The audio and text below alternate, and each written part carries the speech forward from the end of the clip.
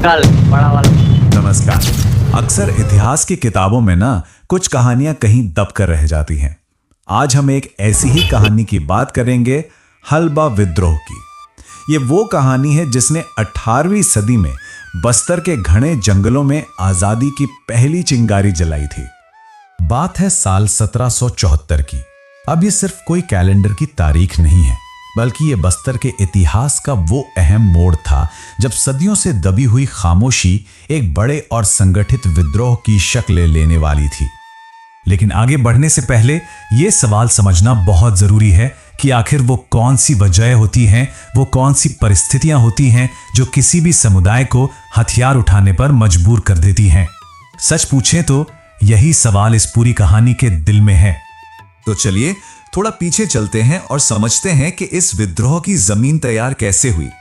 उस समय बस्तर की हालत आप समझ लीजिए एक ऐसे प्रेशर कुकर जैसी थी जो अंदर ही अंदर उबल रहा था, बस फटने की कगार पर था।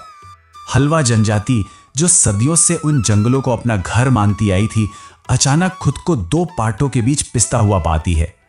एक तरफ से बाहरी ताकतें दबाव बना रही थी और दूसरी तरफ से उनके अपने ही शासक उन पर जुल्म कर रहे थे। अब इस स्लाइड में देखिए ये दोहरी मार कितनी जबरदस्त थी। एक तरफ तो थे मराठा जो महाल और चौथ जैसे बहुत भारी भरकम टैक्स लगा रहे थे और फसल का अनाज लूटने के लिए छापे मार रहे थे। वहीं दूसरी तरफ बस्तर के राजा मराठों को खुश करने के लिए अपनी ही प्रजा से बेगारी करवाते थे, यानी बिना पैसे के जबरदस्ती काम करवाना, और उनका अनाज और मवेशी तक छीन लेते थे। मतलब शोषण हर तरफ से था। तो सवाल यह है कि ये जो गुस्सा था, ये जो असंतोष था, ये आखिर एक बड़े विद्रोह में कैसे बदल गया? इसकी 5 बड़ी वजहें थीं जिन्होंने हल्बा समुदाय को बिल्कुल टूटने की कगार पे लाकर खड़ा कर दिया था। और यहां ना एक बहुत ही दिलचस्प बात है, नजरिए का फर्क। मराठा जिसे टैक्स या कर कह रहे थे, हल्बा लोग उसे डाका बुलाते थे। उनके लिए ये टैक्स वसूली नहीं थी, ये सीधी सीधी संगठित लूट थी जो उनकी खून पसीने की कमाई को जबरदस्ती छीन रही थी। और ये वजहें ना एक एक करके जुड़ती चली गईं। पहले तो भारी टैक्स और अनाज की लूट, फिर बिना मजदूरी के बेगारी, और हद तो तब हो गई जब शाही परिवार अपने अंदरूनी झगड़ों में इन लोगों का इस्तेमाल करने लगे, इनके जंगल और जमीन के अधिकार छीने जाने लगे, और आखिर में इनकी संस्कृति और परंपराओं में भी दखल दिया जाने लगा। यह सिर्फ शोषण नहीं था, ये उनके पूरे वजूद पर हमला था।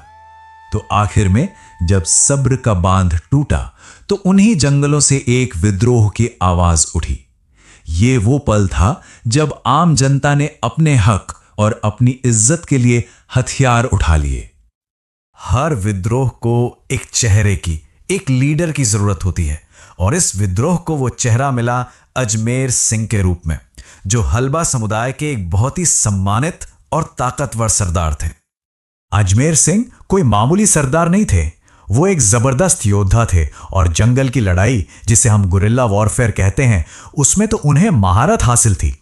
उन्होंने ही अलग अलग गांव के लोगों को छोटी छोटी लड़ाकू टुकड़ियों में बांटा, जो छिपकर दुश्मन पर हमला करने में माहिर थीं।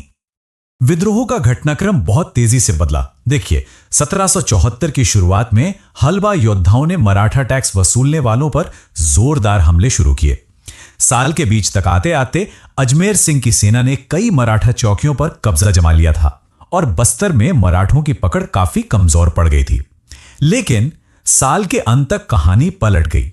मराठों ने एक बहुत बड़ी सेना भेजकर इस विद्रोह को बड़ी बेरहमी से कुचल दिया। गांव के गांव जला दिए गए और बहुत क्रूरता दिखाई गई। तो क्या कहानी यहीं खत्म हो गई? विद्रोह को कुचल दिया गया मतलब सब खत्म? जी नहीं, बिल्कुल नहीं।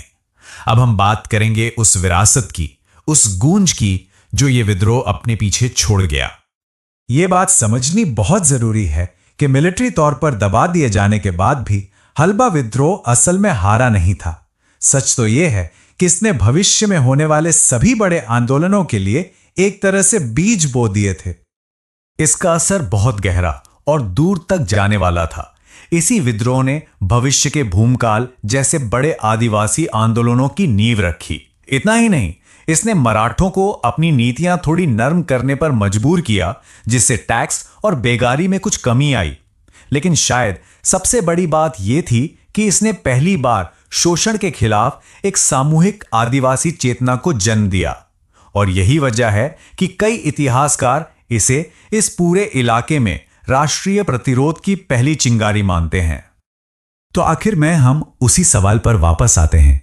हल्बा विद्रोह को सैन्य ताकत से हरा दिया गया, लेकिन क्या वो सच में एक असफल विद्रोह था या फिर उसकी असली जीत उस विरासत में है, उस प्रेरणा में है जो आने वाली पीढ़ियों के लिए छोड़ जाता है? ये एक ऐसा सवाल है जिस पर सोचना बनता है।